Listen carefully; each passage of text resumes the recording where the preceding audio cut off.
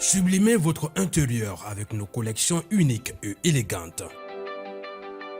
Chez Ibi Home, nous transformons vos espaces en véritables havres de confort et de convivialité. Découvrez notre collection exceptionnelle de meubles pensés pour chaque moment de votre vie. Des tables à manger conviviales, idéales pour rassembler famille et amis, au salon haut de gamme alliant élégance et confort, sans oublier nos chambres à coucher de qualité avec matelas offerts pour un repos parfait. Explorez notre sélection de luminaires rares et uniques qui sublimeront vos espaces. Découvrez notre gamme de motos électriques, économiques, performantes et respectueuses de l'environnement, idéales pour vos trajets urbains en toute sérénité. Nos installations solaires vous garantissent l'indépendance énergétique tout en réduisant vos factures. Chez Ibi Home, profitez en ce moment de réductions allant jusqu'à 35% sur nos équipements solaires. Ce n'est pas tout, nous vous proposons également des options de paiement échelonnées pour encore plus de simplicité. Venez visiter notre showroom à l'ACI 2000, immeuble Ibi Group. Ibi Home, l'élégance, la mobilité et l'énergie au service de votre confort.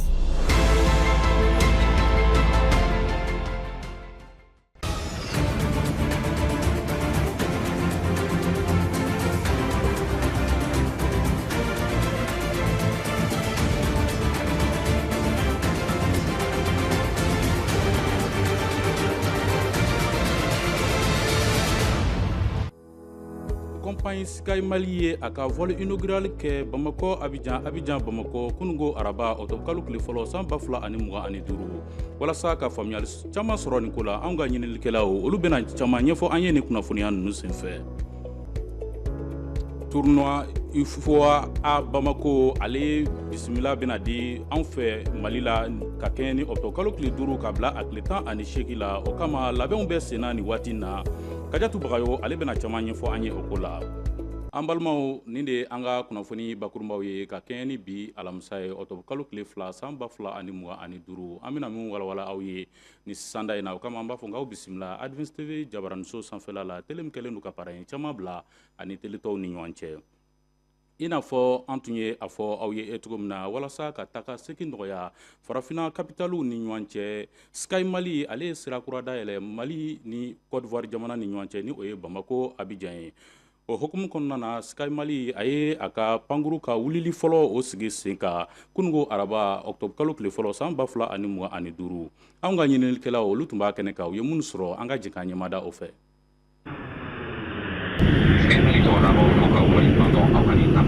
Walasa ka maaw ka tagasegiw nɔgɔya ka kɛ basigi ani lafiya kɔnɔna na Sky Mali ye trajet kura dayɛlɛ Bamako Abidjan Bamako wa compagnie a ka nin pani fɔlɔ ni o ye vol inaugural ye ale sigira sen kan arabadon octobre kalo tile fɔlɔ san 2025 K'a daminɛ maaw to a sɛbɛyɔrɔ la ale ni pankuru yɛrɛ ka tagasegi sariyaw ani ɲɛfɔliw olu bɛɛ lajɛlen kɔni kɛra basigi ale ni jɛlenya kɔnɔna na.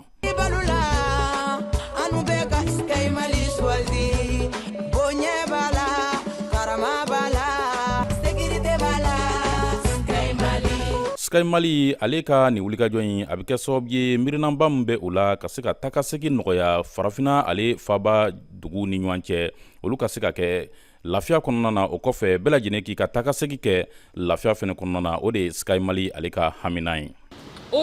Ni sira kura min talen filɛ Sky Mali fɛ n'o ye ka bɔ Mali la ka na Abidjan o layanamani n'an b'o kɛnɛ ka sa o tɛ pankuru sira kura dɔrɔn talen Sky Mali fɛ a bɛ kɛ sababu ye ka bɛn ni keleya sinsin Mali ale ni Côte d'Ivoire jamana cɛ wa an selen Abidjan fɛn min diyara an ye kosɛbɛ o ye u y'an kunbɛ ko ɲuman na ni bɛn ni keleya ani nisɔndiya ye ani u ka kumasen n'u ko mun ma ko Aquaba n'o yɛrɛ ye aw y'a bisimila an ka jamana kɔnɔ. Aquaba ni pankuru ka pani fɔlɔ in a kɛra bonya ani wasa dan ye kɛrɛnkɛrɛnyana maaw yɔrɔ mun kɔni tun bɛ pankuru in kɔnɔna na wa sigati min na k'a bɛna kɛ sababu ye ka tagasegi nɔgɔya farafina ale jamanaw ni ɲɔgɔn cɛ. Mali ni Côte d'Ivoire ka jɛ la sigi mun don a ma daminɛ bi a daminɛna a mɛnna donc bi Sky nali an bɛ Ala deli a ka kɛ sababu ye ka dɔ fara bɛn ani kelenɲɔgɔnya kan mun bɛ jamana fila ni ɲɔgɔn cɛ. Bi ye don de ye nisɔndiyalen don Abidjan yan nɔ k'a ye k'a fɔ Sky Mali a ye ligne kura dɔ dayɛlɛ ligne kura mun bɛ a bɔ Bamakɔ ka na n'a ye Abidjan ka tila ka segin ka taa Sky Mali bɛ na possibilité d'an ma siɲɛ 3 dɔgɔkun o dɔgɔkun i bɛ se ka soli ka na Abidjan ka n'i ka ciw ɲɛnabɔ ka tila ka segin ka taa Bamakɔ o kɔni ye ko dumanba de ye mun kan ka fo ka waleɲuman dɔn ka u encourager fana parce que u bɛ baara mun na déjà au niveau régional u bɛ taa Kayi u bɛ taa Tombouctou u bɛ taa Gao u bɛ taa Mopti o bɛɛ ye ko ɲuman de ye bi Abidjan nana fara Ɲaamɛ fana kan o kɔni ye Ala tanu fɛn de ye an b'u fo k'u waleɲuman dɔn. Sky Mali ka nin wulikajɔ fɔlɔ in ni o ye u ka vol inaugural ye ale kɔni kɛra wasa dan ye ka sababu kɛ maa mun kɔni kɛra nin baaraba in kɔni sere a bɛɛ lajɛlen kɔni ni nisɔndiya ni wasa bɔra a kɔnɔna na wa ko nin bɛna kɛ sababu ye de ka se ka takasegi o kɔni nɔgɔya farafinna jamanaw ni ɲɔgɔn cɛ ka kɛɲɛ ni waati nataw ye. Kunnafoni nasira wɛrɛ la ko danfara jan bɛ jardin denmisɛnninw olu ka kalanta ale ni denmisɛn tɔw ka kalanta ni ɲɔgɔn cɛ ka sababu kɛ kalanta don n'a y'a sɔrɔ denmisɛn dɔw kɔni ka taabolo ye kasi de ye dɔw yɛrɛ b'a kɛ nisɔndiya ani muɲamuɲa kɔnɔna na ka se ka faamuyali caman sɔrɔ nin ko la Zayide Zubo ye ale ye wulikajɔ kɛ ka t'i ɲɛmada jardin écoleso dɔw la a ye mun sɔrɔ an ka jigin an ɲɛmada o fɛ. Kalan wulilen kɔfɛ kunu bi an b'an ɲɛsin buruburuninw ma dɔw b'u cɛ la minnu ye ekɔli kɛ ka tɛmɛ minnu bɛ ka segin ka na nka dɔw yɛrɛ fɛnɛ b'u cɛ la minnu bɛna daminɛ bi olu ta fan de ka jugu a la kosɛbɛ ka sabu kɛ u ma dege a la. Ne taalo yaren kanne ne tɛ kasi sini ne bɛ segin ka na yɛrɛ si tension kan terikɛ kura n'u ye Daman Jardin Yapara Ali Altiri c'est bon. Ni wagati ninnu bɛɛ kɔfɛ yɛlɛ bɛ yen kasi bɛ yen mɔgɔw fɛnɛ bɛ nin denmisɛnnin ninnu kɔfɛ minnu b'u bilasira walasa nin waati bɛ se ka tɛmɛ u kan cogoya min na lafiya la. Ceux qui n'ont jamais mis pied à l'école ont des difficultés. Minnu ma deli ka na jardin na n'u siɲɛ fɔlɔ ye sa a ka gɛlɛ u n'u masaw ka bɔ ɲɔgɔn ka sɔgɔma n'u nan'u bila o kɔni ye gɛlɛyaba ye o de la an b'a essayer ka se ka u nɛgɛ cogo min na u bɛ dan na. An b'a ɲini masaw fɛ u k'a f'u denw ye k'anw tɛ mɔgɔ jugu ye o fana bɛ kɛ sababu ye k'an ka baara nɔgɔya an bolo kosɛbɛ. O monitrice ninnu fɛnɛ kɔfɛ mɔgɔ wɛrɛw bɛ yen nɔ n'o ye directricew ye olu fɛnɛ jijalen don kosɛbɛ nin denmisɛnnin ninnu ka kalanko la. C'est leur première fois de venir au jardin. N'u siɲɛ fɔlɔ de ka na jardin na ka b'u masaw kan o de la an b'a ɲini monitricew fɛ u k'u nɛgɛ ko ɲuman cogo min na u bɛ se ka da u la ka d'a kan dɔgɔkun 2 fo ka taga se dɔgɔkun 3 o bɛ se yɔrɔ min na o b'a sɔrɔ baara tɔ nɔgɔya la kosɛbɛ u bolo. Nin wagati ninnu bɛɛ tɛmɛnen kɔfɛ nin ko ninnu bɛɛ tɛmɛnen kɔfɛ yɛlɛ kasi kodɔn denmisɛnninw ka kalanta mana wuli u fɛnɛ y'a damana wagati ye diɲɛnatigɛ kɔnɔna la bawo waati don min bɛna dakura yɛlɛw ye diɲɛ fɛn wɛrɛw la min bɛ se k'u ka siniɲɛsiri yɛrɛ fɛnɛ sigi sen kan hali n'a sɔrɔ a ma nɔgɔn a ka kan u ka tɛmɛ ni sira ninnu fɛ an bɛɛ b'u dɛmɛ ni dugawu ye. Kunnafoni nasira wɛrɛ la an bɛ taa Falikoro ɲɛnajɛ kunkanko kibaruya la k'aw ladɔnniya k'a fɔ tournoi UFOA U17 ale bɛna tan Mali la ɲinan in na o kama yaasa ka labɛnw sigi sen kan walasa nin ɲɔgɔnbɛn ninnu ka kɛ lafiya kɔnɔna na min ye conférence de presse dɔ sigira bi alamisa octobre tile 2 salle de conférence la wa wulikajɔ kun tɛ dɔwɛrɛ ye nin ɲɔgɔnbɛnba in a bɛ se ka kɛ lafiya la cogo min na Kajatu Bagayogo ale tun b'a kɛnɛ kan a ye minnu sɔrɔ an ka jigin an ɲɛmada o fɛ. Wano ka kɛnɛ fisini sifinnakaw kunta minnu sisan bɛ t'u jɔ san 17 la sa a senboli ɲɔgɔn sɔrɔ n'o ye tournoi UFOA U17 Mali 2025 ye sa a ɲɛbila baaraw hukumu kɔnɔ sa comité local d'organisation n'an ko ale ma LOC UFOA ta fanfɛla la sa u ye barodalasigi kɛ u ni kunnafonidilaw cɛ walasa ka ɲɛfɔli k'u ye baara minnu bilalen no sen kan walasa nin tolo in ka se ka kɛ kɛko ɲuman an ka jamana kɔnɔ cogo min na a kɛnɛ kan ni jɛkulu kɔfɛlen premier vice président ye ɲɛfɔli kan ye. N'i y'a ye anw farinya la parce que anw jigi de ka farin bibi in na cɛbaw bɛ anw kɔ k'a daminɛ ministre des sports la Abdul Kasim Famala ka taa bila an ka président ba yɛrɛ la Asimi Goïta la parce que n'olu tun ma jɛn n'a ye anw tɛ sigi nin kɛnɛ kan anw fana b'o o fana layidu ta u ye k'a fɔ an bɛ nin dilan ka ɲa n'a ye nin dilan ka ɲa tournoi wɛrɛw bɛ kɔfɛ an b'olu fana ɲini et on espère que n'u y'an dɛmɛ u y'an dɛmɛ cogo min na tan n'u y'an dɛmɛ o cogoya fana na je pense qu'an bɛ se k'o tournoi ninnu sɔrɔ Mali bɛ kunna wolo k'a yira bɛɛ la foyi tɛ Mali la Mali ye jamana ye hɛrɛ jamana de don Mali ye jamana ye badenya de bɛ yan yɔrɔ ninnu na an b'a fɔ bɛɛ ɲɛna Mali ye jamana ye jatigiya jamana de fana don fɛn fɛn nana équipe fɛn fɛn nana an k'u bɛɛ ladon ce sont nos frères. ale ka kɔrɔfɔ tɛmɛnen kɔ Jibril Dramé n'ale yɛrɛ ni jɛkulu kofɔlen ɲɛmaaba ye a fana ye hakilinata di. Comme dɔ y'a fɔ tuma kan 95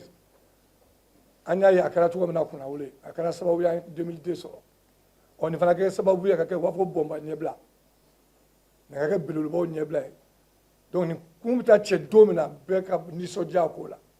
hali n'a sɔrɔ an b'a ɲini a ka kun cɛ ni Mali ka kunkɔrɔta ye. Une organisation n'est jamais parfaite à 100%, mais on doit travailler pour être parfait. Donc, lakin minnu mana ye aw kana k'aw kɔnɔ ko ministère des sports bɛ mauvaise volonté la kana k'aw kɔnɔ ko an bannen don ko dɔw ma. Ni ala sɔnna a bɛ kɛ ka ɲaamɛ kunkɔrɔta sɔrɔ. Kama hakili jigin k'a fɔ ko nin kɛnɛ kofɔlen ka sa Mamadu Jalo Mas n'ale ka baara ɲɛsinnen don kunnafoni ani jaw carili ma UFOA kɔnɔna sa a fana ye ɲɛfɔli kɛ maaw ye kunnafoni baara minnu bɛna bila sen kan nin tournoi kofɔlen kɛnɛ kan. An bɛ se k'a fɔ k'an bɛ don min na i ko bi Mali kɔni labɛnnen don kosɛbɛ ka se ka nin tolon kofɔlen bisimila ban Maliba kɔnɔ ka d'a kan a bɛ san caman bɔ an ka jamana kuma nin tolon ɲɔgɔnna labɛn. An bɛ maaw hakili jigin k'a fɔ ko nin tolon kofɔlen na daminɛ octobre kalo tile 5 ka taga kuncɛ octobre kalo tile 18 ɲɔgɔnsɔrɔ min bɛna kɛ terrain sabari kan n'o bɛ tali kɛ stade Mamadou Konaté stade Wenzin Coulibaly fo ka taga se stade Mamadou Jara Ashima Kulugurkaw fɛ. Sɔnna an bɛ ka fɛn min ɲini balontan ko la a man jan bilen ala bɛna di wa ala b'a di n b'a dɔn fana ala b'a di. Ayiwa kunnafoni nasira wɛrɛ la an bɛ taa jamana kɔkanko kibaruya hukumu kɔnɔna na an ka ɲɛmaa da Isa Sise ale ka sɔrɔtaw fɛ o ko la. Dakarikaw fɛ Conseil des ministres africains de l'eau AMCOW olu ka baara kɛnɛ kan septembre kalo tile 30 Sénégal ministre Cheikh Tidiane Dièye ale y'a lase k'a fɔ ko tɔn bɛna ɲɛda kura ta jiko ta fanfɛ n'a bɛ wele ko Vision africaine de l'eau à l'horizon 2063 o hakilina in bɛ tali kɛ Union africaine ka agenda 2063 la a dabɔkun ye ka ji ni jɛya k'olu don ba la yalasa u na se ka nafa ɲɛ cogo min na sigidaw la. Union africaine kɔfɛ o hakilina kura in sɛbɛn kan ka di farafinna jamana ɲɛmɔgɔw fana bɛ se k'u ka yamaruya di cogo min na. Congo RDC jamanakuntigi kɔrɔ Joseph Kabila ale ɲagatara kiri tigɛbagaw fɛ si kaso la septembre kalo tile 30 tɛmɛlen ka sababu kɛ janfa ani fagali minnu kɛra wa a kan ka dollar wari miliyari 33 fɛnɛ sara jamana ye. Kabini ni san mɛn kalo a sigilen bɛ Goma wa a y'a jira k'a fɔ janfa bɛ a ko nin na. Centrafrique président Faustin Archange Touadéra ye i bolonɔ bila sɛbɛn la tɛnɛndon min bɛ kalafiliw boloda décembre kalo tile 28 nata la. O bolonɔ sɛbɛn in b'a yamaruya kampaɲɛw ka daminɛ décembre kalo tile 13 nɛgɛ kaɲɛ 6 la ka taa bila décembre kalo tile 26 minuit wagati la. Nka kalafili labɛnbagaw n'o ye ANE olu ni conseil des ministres kan ka u kan di yalasa a sɛbɛn bɛ se ka labaara cogo min na. Philippines dugukolo yɛrɛ ye maa 72 de bɔnɛ u ni na Bogo Sebu mara kɔnɔ wa tasibila kɛra u ma alamisadon tɛmɛnen jamana ɲɛmɔgɔ ka fɔ la so 600 ni kɔ de binna a ko la fo ka taa se pɔnw siraw ma. Président Ferdinand Marcos Jr wulila ka taa tiɲɛni ninnu lajɛ ani ka tasibila kɛ banabagatɔw ye ani minnu bɔnɛra a ko la. I n'a fɔ aw yɛrɛ y'a faamuya cogo min na nin de bɛ dansigi an ka bi kunnafoniyaw la an bi aw fo ka waleɲuman dɔn aw ka kulomajɔ ani aw ka ɲɛmadali la ka ɲinaw fɛ aw ka to Advance TV lajɛli la wasa b'aw ye jabaraniko la anw bɛ k'an bɛ da aw ye nin waati na ko Ala k'an bɛn waati wɛrɛ.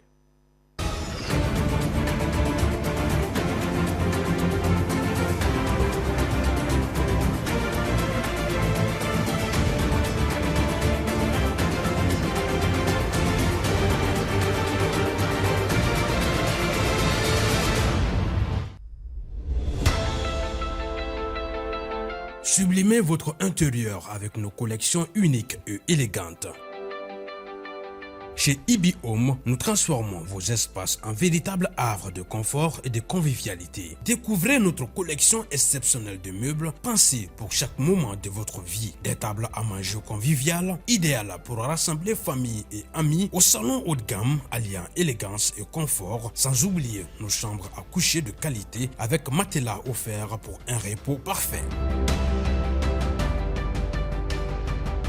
Explorez notre sélection de luminaires rares et uniques qui sublimeront vos espaces. Découvrez notre gamme de motos électriques, économiques, performantes et respectueuses de l'environnement, idéales pour vos trajets urbains en toute sérénité. Nos installations solaires vous garantissent l'indépendance énergétique tout en réduisant vos factures. Chez IBI Home, profitez en ce moment de réductions allant jusqu'à 35% sur nos équipements solaires. Ce n'est pas tout, nous vous proposons également des options de paiement échelonnées pour encore plus de simplicité. Venez visiter notre showroom à l'ACI 2000, immeuble IBI Group. IBI Home, l'élégance, la mobilité et l'énergie au service de votre confort.